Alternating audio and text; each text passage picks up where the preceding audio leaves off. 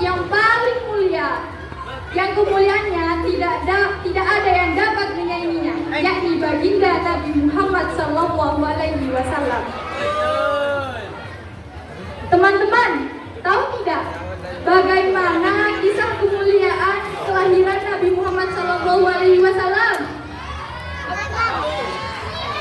Kalau tidak tahu, mari kita bersama-sama dengarkan saya yang akan bercerita ya.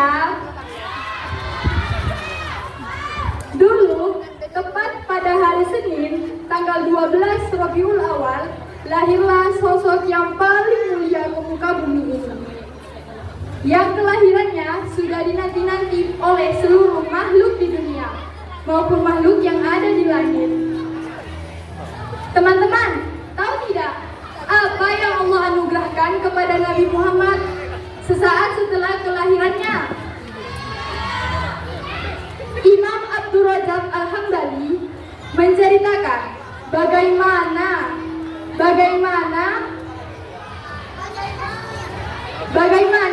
yang dialami ibunda Nabi Muhammad SAW setelah dia melahirkan Nabi Muhammad. Kata Sayyidah Aminah, ketika Muhammad keluar dari perutku, lantas aku memandanginya penuh rasa kasih sayang, selayaknya seorang ibu yang baru melahirkan. Kemudian aku melihat anakku Muhammad sedang bersujud, lalu mengangkat kedua tangannya, layaknya orang yang sedang memohon dan berdoa kepada Allah Subhanahu wa Ta'ala.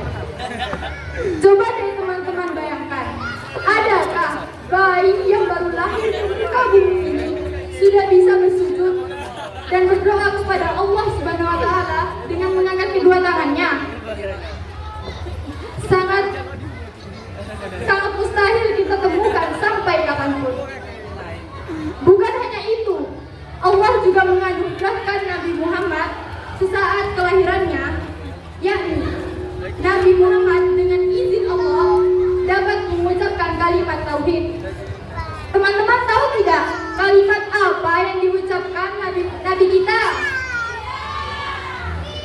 Tahu tidak? Kalimat itu ialah Allahu Akbar kabira walhamdulillahi katsira wa subhanallahi bukratan wa asila. Teman-teman, kita baca sekali lagi bareng-bareng ya. Allahu Akbar kabira walhamdulillahi katsira wa subhanallahi bukratan wa asila. Itulah anugerah yang Allah berikan kepada Nabi kita. Subhanallah, banggalah kita menjadi umatnya. Teman-teman, ternyata bukan hanya manusia yang rindu kepada Nabi kita. Diceritakan bahwa ketika Nabi Muhammad menyampaikan nasihat kepada para sahabat, Nabi Muhammad seringkali memegang pelepah kurma. Nah, para sahabatnya membuatkan Nabi mimbar atau podium. Semenjak ada mimbar tersebut, Nabi sudah tidak pernah memegang pelepah kurma. Lalu apa yang terjadi? Nabi Muhammad ketika menyampaikan ilmu di atas mimbar, Nabi mendengar suara jeritan keras sekali, sebagaimana jeritan unta. Setelah dilihat, ternyata suara jeritan tersebut asalnya dari pelepah kurma yang sering Nabi pegang. Kata ulama kita, pelepah kurma tersebut rindu kepada Nabi sehingga dapat mengeluarkan suara sekeras itu. Ayo teman-teman, kita lanjut tidak? Lanjut ya, tinggal sedikit kok. Teman, ketika perang sangat dahsyat dan para sahabat sangat kewalahan menghadapi peperangan tersebut, mereka berlindung kepada Nabi lalu bersembunyi di belakang tubuh Nabi. Nah, ada salah satu sahabat Nabi yang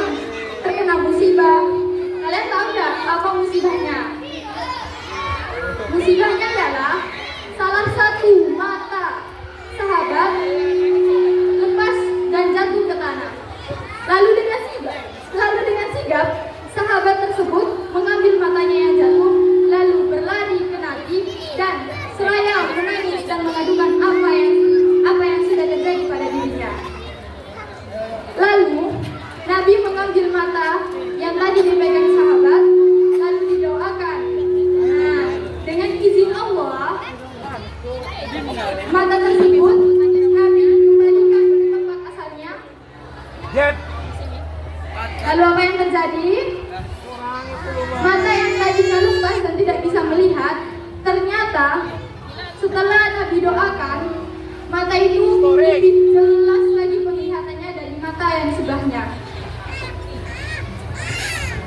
Lanjut gak? Lanjut. Kalau lanjut, bisa hubungin saya kapan-kapan lagi ya.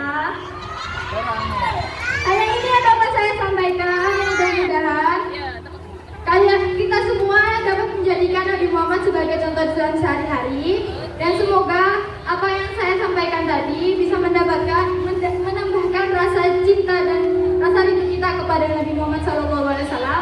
Terima kasih kepada kalian semua yang sudah berkenan untuk mendengarkan cerita saya.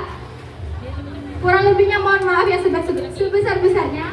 Wabillahi taufiq wal hidayah. Wassalamualaikum warahmatullahi wabarakatuh.